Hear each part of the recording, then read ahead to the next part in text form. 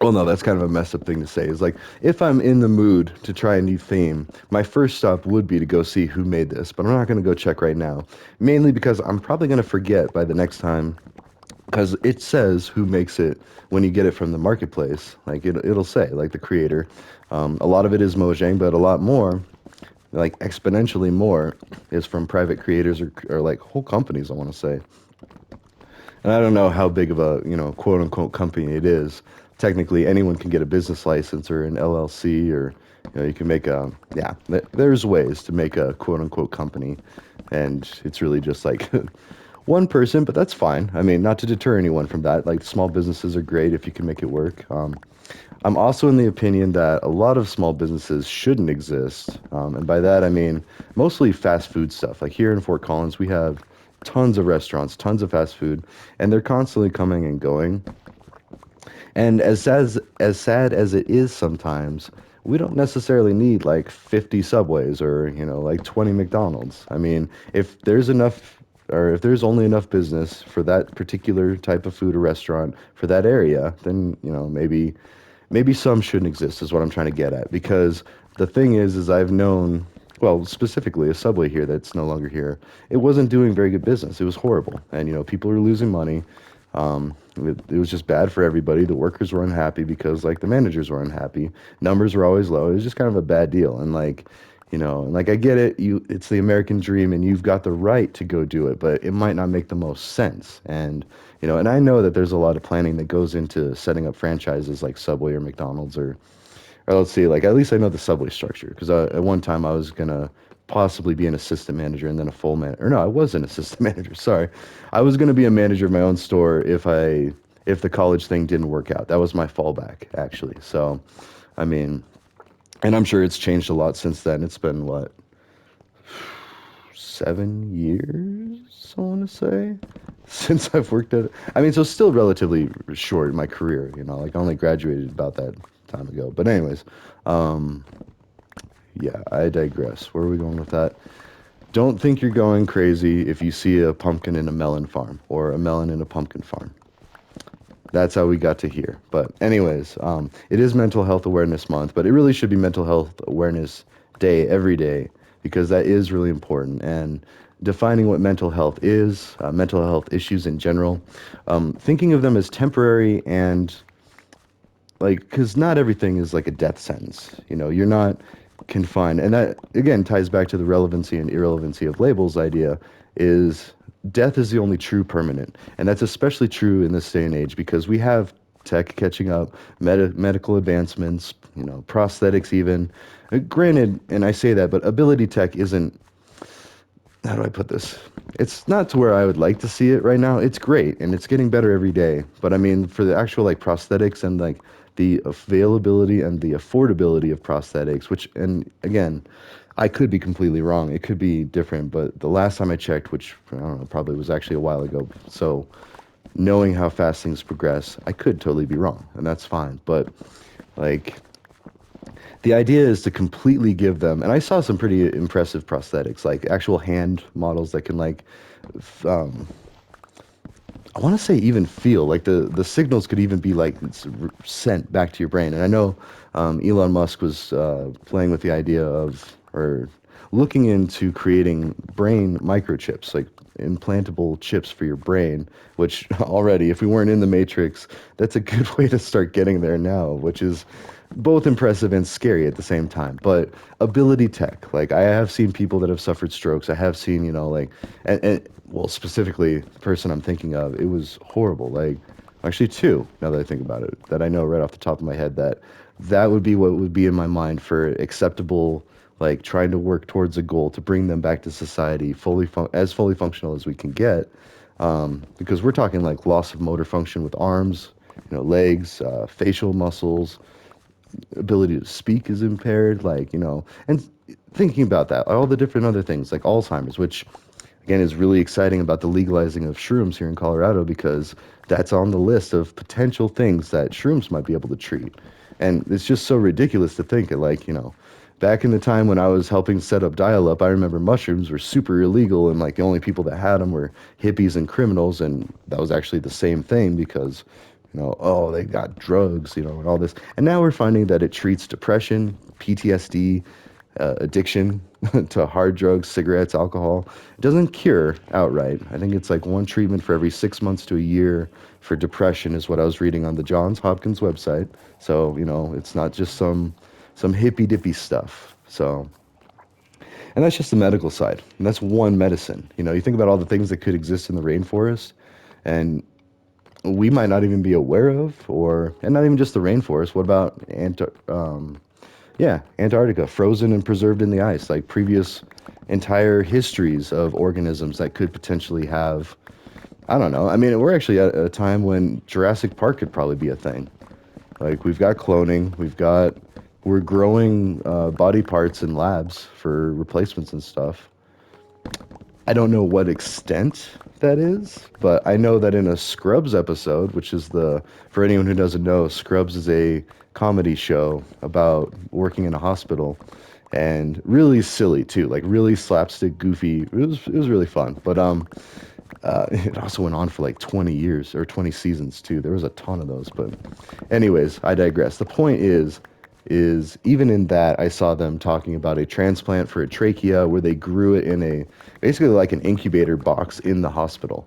And they grew a trachea or some part of like a throat, and they did a transplant and it was successful. And when they do stuff like that, it's really not in their nature to go extremely sci-fi with it. Like, if it doesn't exist in the real world, they're not out, or if they are, they would make it blatantly obvious, like a flashback or like some kind of like scene transition to, oh, this is like, they're aliens coming from space and they're performing a surgery or something, or like something ridiculous.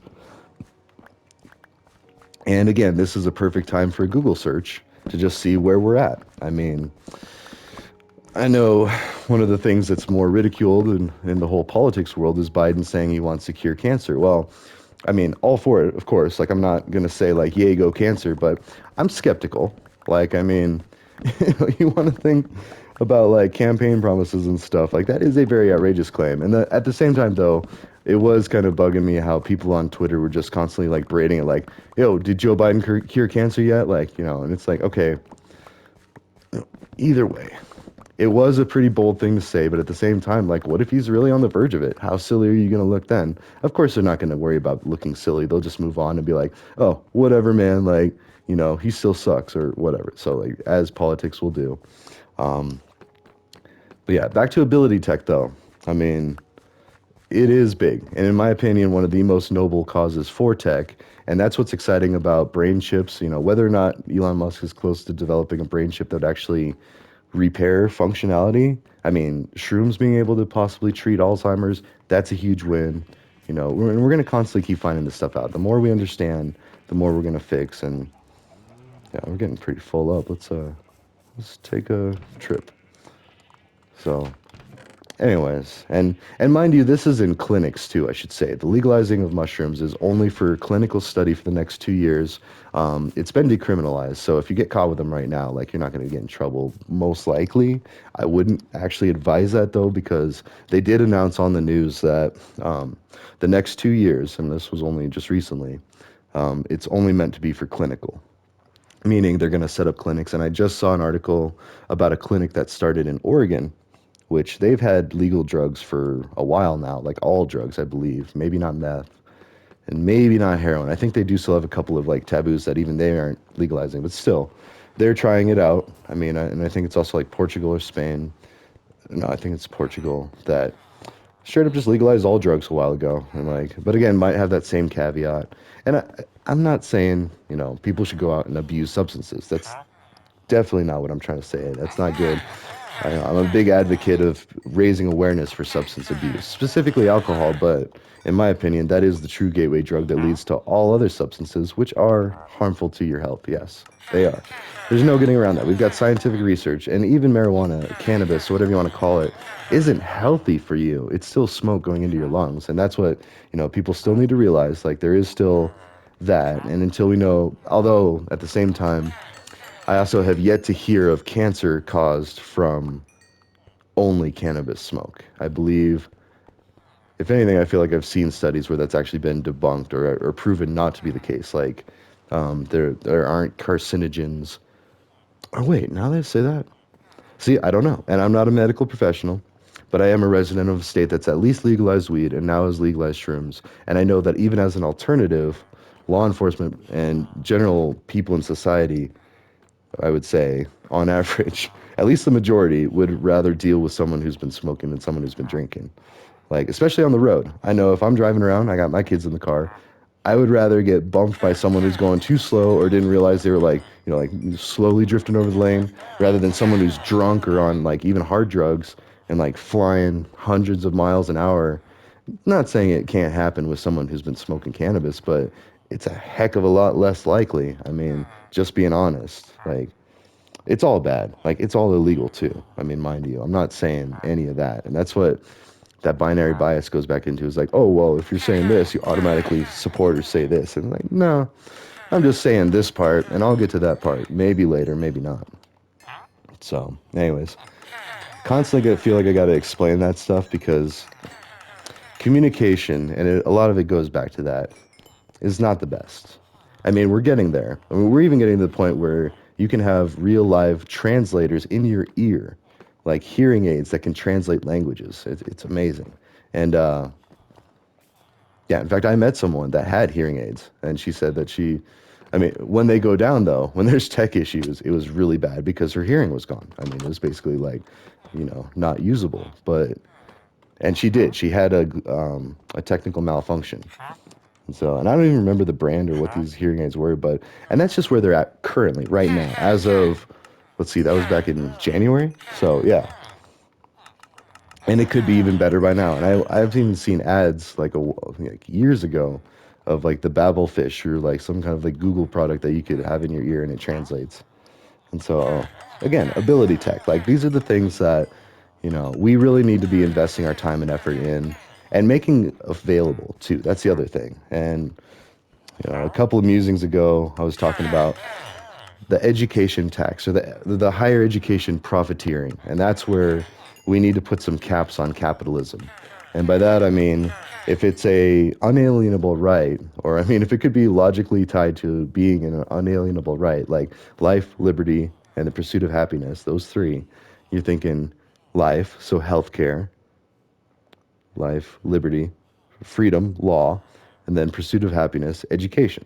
So they should at least be nonprofit. Because, I mean, we profit off of a lot of things, and it leads to some great competition. And for that, I am in favor of capitalism. It's a great system. It has its downsides, though. It's not perfect. And shame on anyone who says that or thinks that way. No system is completely perfect. I mean, at least not without some proof. What I'm saying is like, we got to stop looking at America as the best country in the world. Go America. If you're anyone that's not America, just, is not as good because that is dangerous thinking. I mean, it's patriotism, but is it, does it have a point? And I get it, and if you're involved with the military at all, yes, it does because it's a life or death situation for you. Your line of work, spreading democracy and all the good things and all the bad things too, that military does, it is a life or death situation. So that's why you need to understand that for someone in that situation, yes, it is reality. But at the same time, for someone who's non-military that you're trying to protect and provide this great life for, it is not a life or death situation, and it should not be. Which is why, I mean, and that's why the easiest argument for like healthcare to be nonprofit at least. And well, okay, so you do still have to pay for the hospitals, the facility, the equipment, super expensive, all that. Prescription drugs, don't need to be all that expensive, as we found with insulin. I mean, and let's just be honest, like, I mean, I don't care how you feel about that. An elderly person, okay, sorry, let me back up. I do respect, I don't want to say Asian culture. I believe it's at least a Japanese thing, but it might be a Chinese cultural tradition too. But respecting your elders. And I know even like some Hispanic cultures, they say they place a lot of importance on elders. And we like to think that we treat our elders well. But at the same time, I mean, we're constantly playing with like their benefits, calling things entitlements, like especially the things that they pay into. Like that's one thing that bothers me is like, if you've paid into it, although at the same time, I do also say if you haven't paid into it enough and to where it's actually like not financially feasible, like if people are losing money in the system, then we need to fix that system. I mean, we either need to increase the contributions either by the time, which that sounds so evil to say, like retirement should be as young as possible, or even better, check out this scalable option. You fix the working conditions to where you're not even okay, so that sounds kind of hoity-toity, like you don't even know you're working. And that's what they say. If you end up doing a job that you truly like, oh, let's go check out the pyramid. But if you do a job that you truly love, they say that you never work a day in your life. Like that's the saying, or one of. And so, yes, that would be the ideal situation to get to. But realistically, oh, also real quick, look at this. So that is terracotta. Oh, sorry, I need a drink. Always have water by if you're gonna be talking a lot. Anyways, that's terracotta. I just put a layer of dirt on the top and the grass grew. So, yeah, it's a little telltale when you make it into a path, it actually lowers the height of it. See? And that equals to being able to see the next block over. So, anyways, yeah. Eventually, it would be nice to get to a point like that. But realistically, like to be able to still turn a profit and do things that are commonly accepted as good business ethics, like, and that's why we need to be out in the open with everything. I believe, like especially like tax stuff, where money's going, like it needs to be understandable to a fifth grader or to a 5-year-old. But sorry, I know it should be understandable to a fifth grader. There we go, because not everybody has the time and effort to invest in discovering why something is shady, why something shouldn't be considered shady, or just any of that. Because at face value, a lot of things sound a lot worse than they are. And a lot of times, the more you investigate something, it's not that bad.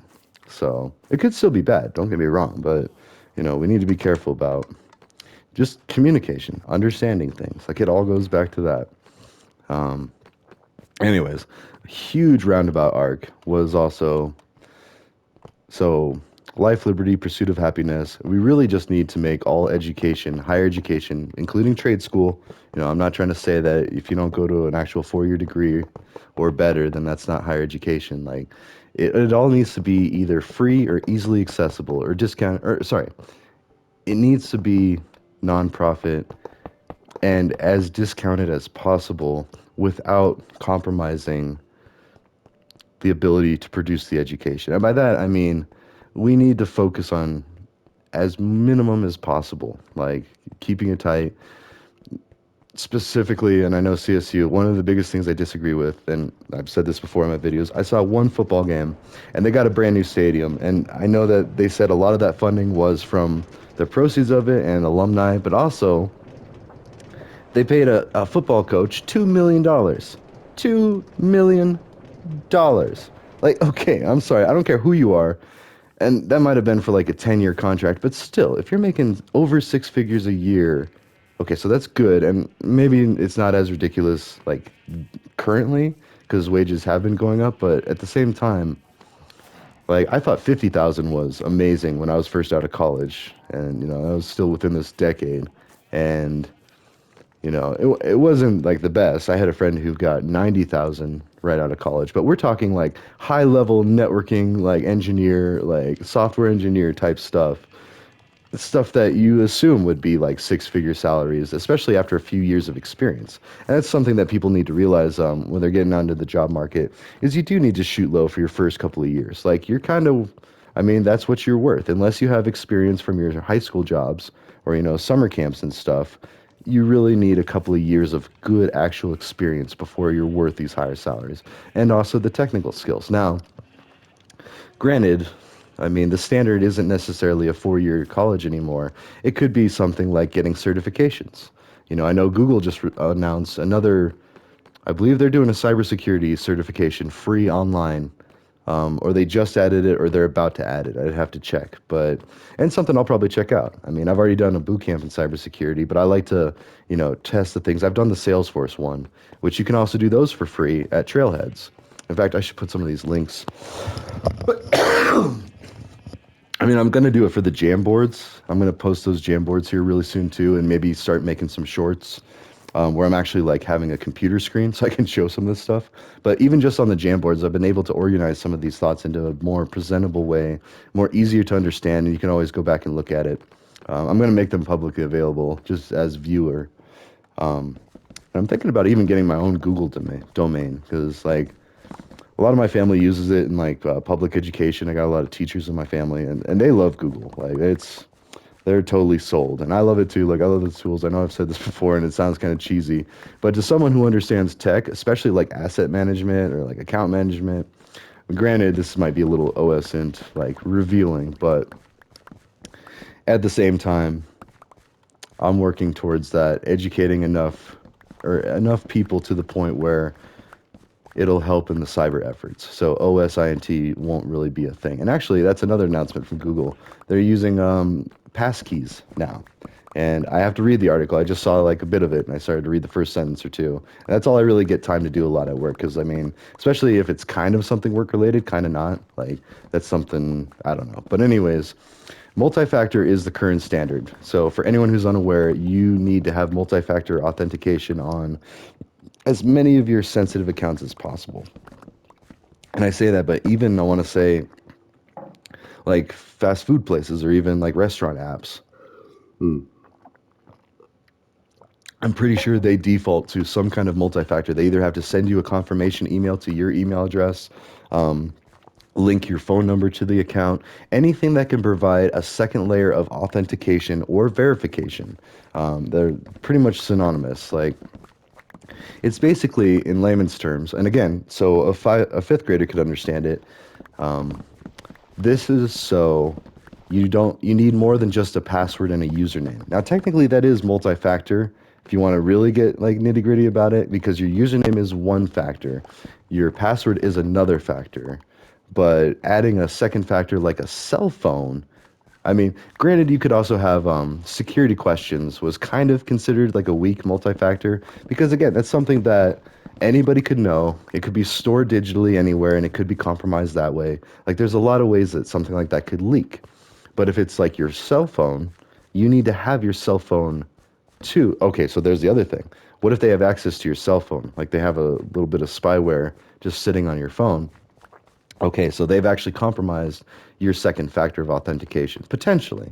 I mean, that still assumes that they're monitoring it at the time when you receive the confirmation message, or they're monitoring your network. See, that's the other thing. They could be monitoring your network between points A to B. And again, a lot of that traffic is encrypted, but also again, it all depends. It's like a whack-a-mole game, and that's how cybersecurity was described to me at it was a YouTube video. We watched a lot of those for class, but so publicly available knowledge, basically. But at the same time, maybe not publicly understood, and that's why it's so important to be able to explain all this stuff to a fifth grader. And really, actually, I should say 5-year-old. Like, but I keep thinking now that I'm thinking like fifth graders are actually really smart, especially nowadays. Like Jeff Foxworthy, they had that whole show about are you smarter than a fifth grader? And honestly, like, without having just learned it in that year or something, like it's been a while since I've learned a bunch of that stuff. Yeah, I was not smarter than a fifth grader, and I'm okay with that. Like that gives me hope and optimism for the future. So, but anyways, oh, actually, specifically, developing countries, and I say that because a common misconception is like, oh, everywhere in Africa is like poor and people live in huts or all of this stuff. And I studied anthropology, and while yes, I mean I took a class in anthropology. Let's keep it like that. I don't. Sorry, that bothered me. One of my friends said he had like 3 degrees. He had 1 degree, a minor, and then I think he did like a class outside. I don't know, but it wasn't 3 like actual degrees, and that always bothered me. Like I don't like it when people try to sound better than they are. I mean, fake it till you make it is just not okay with me. Like, to a point, yeah, you gotta. Actually, no, not even. I mean, try not to dress like a slob. You don't need a $5,000 suit. And actually, that might even work against you now that I think about it, because now that more and more companies are trying to cut costs like that and go with a nonprofit route, they might not want someone that clearly has standards of a high salary. And okay, so actually, now that I say that, don't fake it till you make it, because that makes a good point. If you roll up thinking that you're going to be making a ton of money, especially right away, and if you look like you're high maintenance or you have high like tastes, there's a chance they could look at that and be like, ugh, his ambitions might be too high for what we can afford, especially for this position. Like a lot of times it's budgeted out ahead of time. So like, sorry, I say that, but almost always it should be budgeted out. Even when they're making negotiations, it's still within a budget. Otherwise, you might be in trouble as a manager. So I digress. But important things to think about, and that's why I keep ranting about all this stuff is because, like, it might not be readily apparent to you. You might not know this stuff right offhand, especially if you're just getting into, like, a professional field. I mean, because anyone can do a summer job when they're in high school or high school age, and that's basically all it is. I mean, like, unless you're out there like dropping out of high school and actually becoming like a plumbing apprentice and I hate that it always goes to plumbing apprentice. So I need to get more examples because I'm sure they're out there of other trades that are, equally profitable or more, don't require a 4-year degree or even completing high school. Like the GED is totally viable. And that's actually one of my other videos, one of my favorite videos that I've made, is how to start doing the GED. I need to go back and do the science part. I've prepped for that. It's just I haven't had the effort to sit and make one of those videos for a while. But I will. But that's where I'm sitting there. I have the practice test pulled up and really going in depth too. I've only done the math section, but all 4 sections are available in the link in that description of that GED video. So if you know anybody, send them that way. And there's also other GED videos out there. Like I just like the one that I did, and I've watched it a few times just to kind of like, getting ready for the next one. But like I like how I explain it, not to get too full of myself or a big head, but like actually like explaining why the questions are, because anyone can tell you the answer, and that's why cheating was always a bad idea. Like aside from getting caught, and all that, and you're really cheating yourself, but at the end of it too, you got to think about those are just the answers. If you don't know how to get there, if you ever have to do that again, what was the point? And that's a good example of how you actually are hurting yourself. Because you might need to know how to do that for a job or for a customer or a client or a user or whatever. Like, and you don't want to look like, oh, I mean, at the same time I say that, but I don't know a lot of things, and I'll admit it before I try to sound like I know everything because, well, one, I don't like to sound pompous, but two, I don't want to get caught up in that, like, and then have a potentially awkward situation. However, I do have enough delay and diversion tactics, and those aren't necessarily bad. Like, they sound kind of bad at first, like, oh, you're just delaying them. Well, no, delaying until I can gather enough information or to properly do the requests. Like, because at the base level, you first have to determine, okay, well, should I be doing this? You should always do that. Like, is this legal? I mean, that should always be kind of thinking of firewall rules right now, like the catch-all. And with firewalls, see, I can talk about blue teaming all day. I just got to be careful about the red teaming part because that really should have a white hat manifesto signed before you start teaching that stuff because it is illegal. I mean, it is unethical. Even if you're doing it as an ethical hacker, you still go to jail if you don't have permission. So, and that's important to know when getting into cybersecurity. That's why you have to like practice on virtual machines or things that you can control, and also things that aren't connected to the internet too, because usually if you go to like try hack me or hack the box, services like that, which I should put those links in here too. Sorry, just kind of thinking out loud. But anyways, when you're doing that stuff, you have explicit permission to hack those things, or at least download them and hack them on your own, environment. And some places will even let you do it online. Like they have, I want to say like Fortinet actually does this thing where you can do a lab online. Oh wait, no, what was that? I think Fortinet does it too, but I think this was another software. But anyways, this was back when I was doing it for a class, and like, they have free online stuff where you can actually practice your blue teaming and red teaming skills. So, anyways, I digress. So the firewall rules, there's usually a catch-all that if it doesn't meet any of these rules above, drop the connection. It's a bad connection, and then that makes it. It's.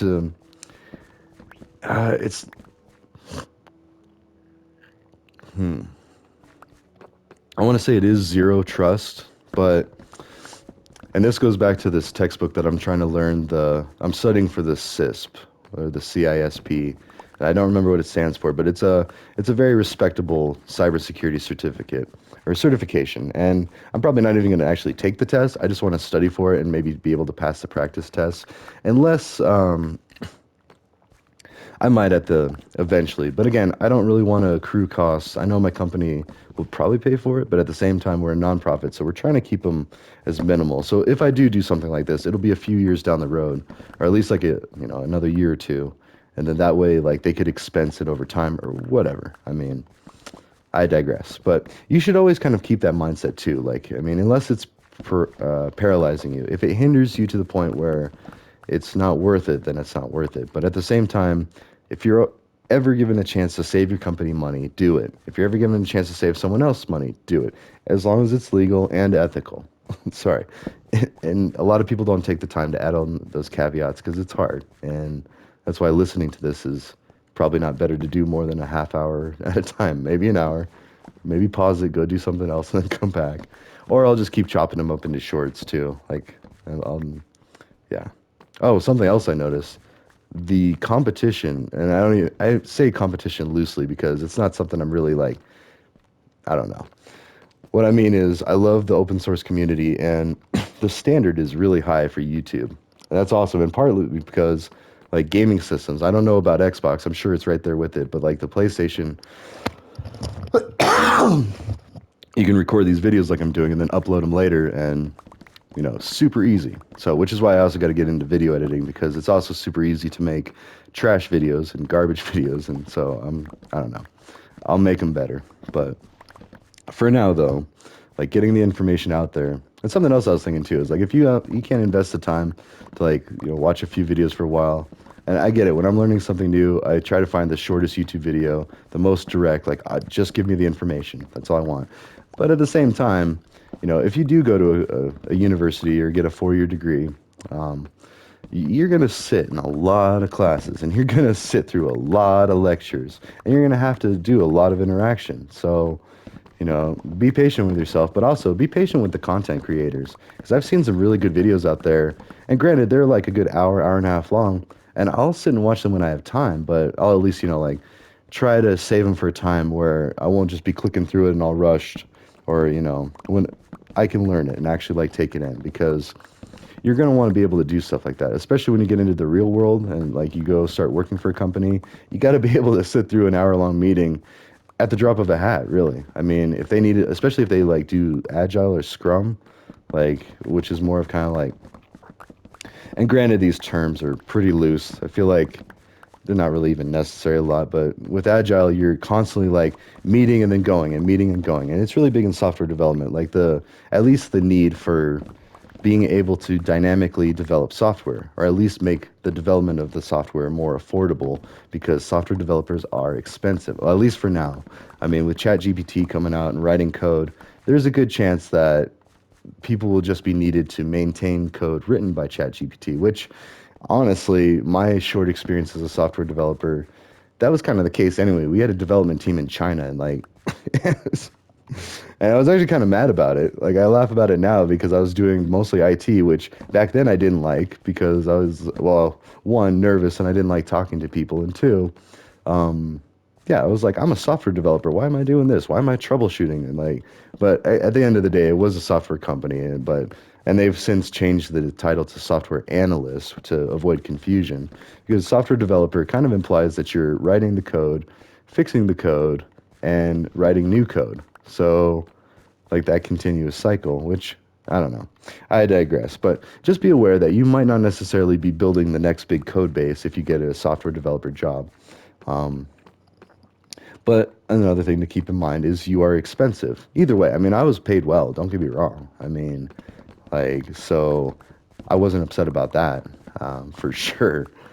But at the same time, they had to make some decisions based on how expensive people were. And if you weren't like up to certain standards, all of these things get factored in. And it's hard because at the end of the day, they want you to do this much work and they have this much money that they're willing to put towards that. And if you don't do this much work, then maybe they need to find someone that will. And what does that look like? Well, it depends. And with more automation and more advanced tools, like we can keep costs down and maybe even make more things nonprofit. So, and that's really the goal is like only keep the costs to where, and it's easier said than done. Because even as I say this, I don't understand the stock market or like at all. And that's not because I haven't tried. I mean, it's just I just don't care. Like I don't have the attention span for it. It feels like gambling to me. I mean, and I used to live in Nevada for a bit, and gambling, ugh, it's just not a good thing. Like, it's okay if you like take $100 or $200 even for your birthday and go do it, and just know that you're probably not going to get that money back. Okay, but people are easily like tricked into giving away all their money through gambling, and that's the same with stock markets. You know, you see the Wolf on Wall Street, movies like that. It just really makes you not want to trust it. Excuse me. So, anyways, but you can't really even trust business practices, like I keep saying, because I mean, even what I've studied, it's like, wow, you could really get away with a lot. I mean, you shouldn't, and we have movies like Horrible Bosses to show exactly like what can happen if someone abuses a company. Like that one boss, he's just off doing drugs in the bathroom, and like he's just completely ruining the company. And yeah, those are all the things what not to do. And like I think one specific thing, sorry not to do like spoilers, but if you haven't seen it, go see it. It's a good movie. But at one point he even like tries to save money by dumping hazardous waste in a place that's going to affect a local village. And he's like, I don't care about those people, and just like completely blatantly being unethical. But that is very true. Like companies, they might either not be aware of the risks, or, and I say might not even be fully aware, because like marketing, spinning, being able to sell an idea is what a lot of people take a lot of time in colleges to study to do. And like the art of the deal and all these things, and like the way to, I think that was even like a Trump book, but anyways, it is big. It's huge. Like people spend a lot of money and a lot of time and a lot of effort to learn how to manipulate things, whether ethically or unethically. And that's often considered good business, sadly. Like there are things out there like the Better Business Bureau that, you know, try to enforce better business practices, and, you know, and there's auditors, and there's, you know, even within a company, like business ethics is huge, because at the end of the day, you want your workers feeling good about the work they do. And if there's even a question of that, you might have a risk for them leaving for another company. I mean, especially in the land of opportunity. And the more that we connect the world and allow outsourcing of work like that, like look at, okay, sorry, I hate to be stereotypical, but tech support in India, like there's a huge market out there for people that once they're connected and they have the skills, there's a lot of skills over in India. Um, you know, and there's people to work for a lot less money, which is wrong, of course. But at the same time, when you're looking at the bottom line, my opinion is we train kids to be able to handle stuff like that. Like if I could have worked in a call center when I was a kid, yeah, it would have sucked, but at the same time, that would have developed some social skills. I mean, it would have been awkward for people using the stuff. And I don't know, that might even be cruel, but you do it when you work at a restaurant or a fast food place, you know, and that's what I did when I was in high school, is like fast food. So, um, you learn social skills, you learn, you know, counting, math skills, business, like accounting.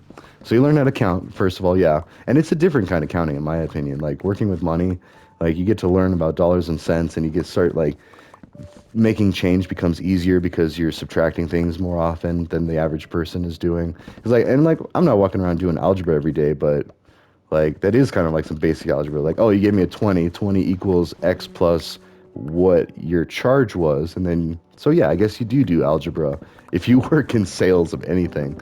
Um, anyways, yeah, that's kind of neat. I'm constantly hearing like, oh, when am I ever going to learn algebra or use algebra? Well, every day if you run a register. So, yeah, there you go. Sorry, I digress. But it's important that we set kids up for success and teach them all these things in the easiest way possible. And that's like, that's the end goal with all these projects. Like, I'm going to keep like chopping up shorts and like compressing it and making it as bite-sized as, and portable. But until then, you get these long rambling rants. Actually, I say that, but I think I'm going to say the last couple of things and then, wait, where are we at? Yeah, it's 50 minutes. Never mind. We're going to do an hour. So maybe I'll chop these in half and be like, here's part A and then part B, and then even have a snazzy intro and an outro. I don't know. I like that when I used to watch, I still do watch Waddles, but I had a lot more time when I was, well, taking a break and going back to school. Still working part time, but like, I don't know. it's hard to find time when you're actually working like full time and yeah. But if you can take an hour or two a week, I use it to watch YouTube. I learn a lot. Whether it's actually useful for my career, who knows? But I used to watch a lot more Waddles, is basically the idea. And he has intros and outros.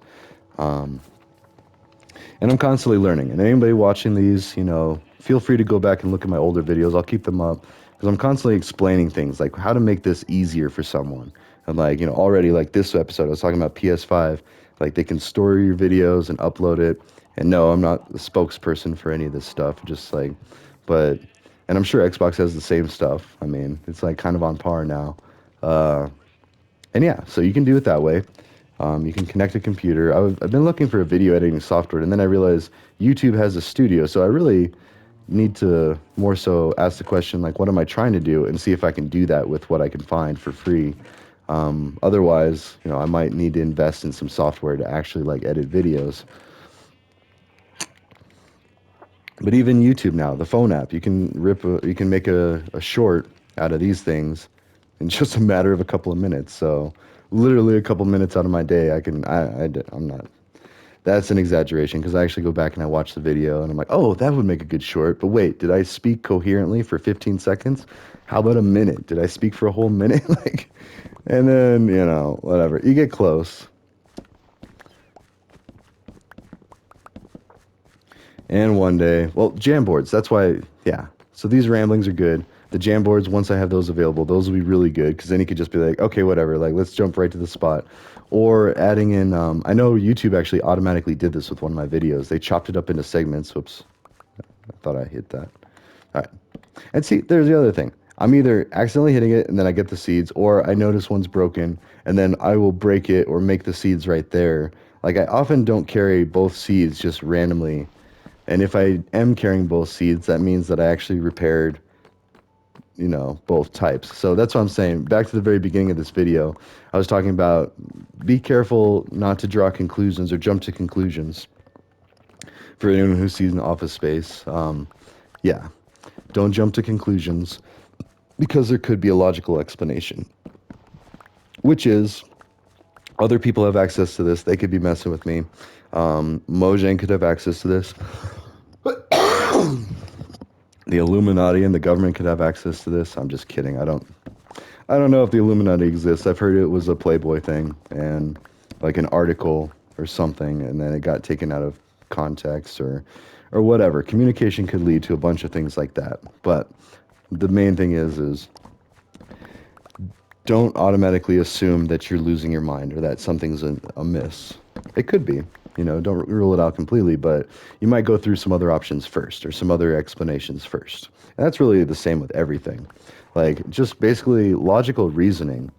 You should always, whenever you think something doesn't seem right, there's a chance it couldn't be. Or, I mean, it might not be. So if you think something isn't right, now, how would be a better way to put that? Always be ready to question things. There you go. And do it in a way that's not abrasive. Try to still reduce friction with people involved. I mean, if you're investigating something or like taking a closer look into something, it doesn't have to be like a walk around and get in people's personal space with a magnifying glass and, trying to be all comical with it. That's the exact opposite. You need to be respectful of other people while you're doing it, and respectful of boundaries too, both imposed and just like social boundaries, legal boundaries. Like, that's another thing with red teaming that I just don't like. It's like, so sorry, if you want a crash course in red teaming, watch the movie Blue Streak with Martin Lawrence. That's red teaming, the physical aspect of a system or a network. And by that I mean he breaks into places, he uses disguises, he steals key cards. He is definitely breaking several laws in the red teaming that he's doing. And that's uncomfortable for me. Even if someone gave me permission, like, hey, hack my business, I'd be like, no thank you. Like, I don't want to dress up like a maintenance person and try to like, trick your employees. And companies do that. Like, that is part of a lot of cyber training, is like now they actually hire people to red team you, and that's part of it. And it's like, it's just awkward, in my opinion. But anyways, what I mean by that is logical reasoning. You should always try to think of a couple other reasons why something's happening. And even if something is happening, I kind of like to just think about, oh, but what if it was this? Or, the what if game. Then I keep it to myself mostly. I try to, but it's like, or unless it's something that might seem important, then I might say it out loud for people around me. Just be like, oh, hey, what about this? And then that'll get them thinking or not. I mean, they might just ignore it, but it's important that you think about it critically because, and even if something wasn't intended to be malicious, like, and that's really vague, like more of a specific thing is maybe somebody at work could have told you something and they truly believed it was that way, or in life in general, work, home, whatever, your relationships, your significant other, they might tell you something and they might honestly think it is that way. And then you might realize, oh, wait, it either isn't this way, it's this way, or actually that doesn't seem right. Maybe I should take a look and see if it is that way. And that could be anything. Like, I can't even think of specific examples right now, but any fact or piece of information that doesn't seem like it fits, you might take a closer look. And again, do it politely. Like, don't just blatantly, like, I mean, because that could lead to problems with your significant other too. It could be super annoying. Like, also, oh, I keep forgetting I got this down here. There's a whole nother area of pumpkins. Oh, yeah. So, um, but yeah, it's just basically interacting with people, social skills, and the type of thing that a lot of people might not have, especially the process of connecting the world. Ah, there we go. I did have something I wanted to say about that. I was actually reading an article of why it's bad to donate tech to certain places. There are places, and that's where I was going with the whole Africa and anthropology thing, is like there are some still tribal communities. There are still some tribes in the Amazon. They exist. They're out there, at least last I heard. But anyways, but most of the world is modernizing and tech is being spread. It's slowly making its way to the rest of the world. And I believe that it's okay for most areas. But there are some places that I was reading in this article that it's it's actually potentially a bad thing for certain villages, like places that can't afford electricity currently, to where it would actually add additional hardship to their society, and that makes total sense. Also, the disposal end. So, like, I'm donating old laptops to locals here in the U.S., specifically Colorado. So I know that they have safe places to dispose of the waste when they're done. And I give it with like the caveat, like, hey, this isn't a brand new computer. This might not last you for all that long, but it'll at least last you for a little bit, and it'll keep you from buying a computer like for school, maybe for a few years, maybe the whole thing. And then if you decide that you want to get a better one later, that's up to you. But if you can't afford it, then at least this might help out. And so, and again, that's like further describing things, probably more than necessary. But at the same time, if you start thinking about things in this way, then it's just a lot better for you in general. Might make you a little slower. I mean, and I admit, like, it takes me a while to read things, but at the same time, I feel better about what I read. Anyways, I digress. The article did say that you got to be careful when donating tech, and I still intend on trying to donate tech around the world, but I'm gonna keep that in mind. Like, first, check the legality. Is it legal to donate tech to this area? And next, like, is it ethical? Like, okay, is it in good enough condition, especially if it's brand new? Then I don't think it really matters, except for in places that can't afford electricity. And so then it's like, okay, so for those places, have another project ready to go, like have another one in the chamber. Poor phrasing with gun violence and all that, but maybe in the pipeline or something, whatever. But the point is there are different solutions that we could provide to places around the world to help them out at whatever stage of development they're in. And maybe they're more advanced than us. That's another thing to remember. It's like, okay, we got 30 seconds. Sorry. Have a good Friday, everybody. That was a fun rant, and I will mix up some remixes, and I will see you all in the next one. Hi. Hasta luego.